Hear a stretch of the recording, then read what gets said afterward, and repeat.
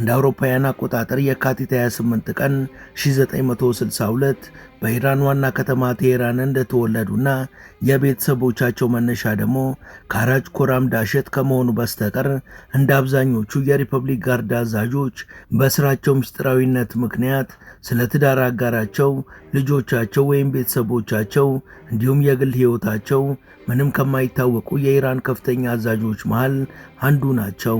ጀነራል አሚር አሊ ሀጅዛደ በማኔጅመንት ማስተርስ ዲግሪ ያላቸውና በ1980 በ19 ዓመታቸው በኢራንና ኢራቅ ጦርነት ወቅት የሪፐብሊክ ጋርዱን በስናይፐር ተኳሽነት የተቀላቀሉ ናቸው። ከዛ ጊዜ ጀምሮም በሂደት የአየር ኃይሉ መከላከያ አዛዥና የምህንድስና ምክትል አዛዥ ሆነው ከማገልገል ጀምሮ የሪፐብሊክ ጋርዱ የአየርና የጠፈር ኃይል አዛዥ በመሆን ሀገራቸውን አገልግለዋል።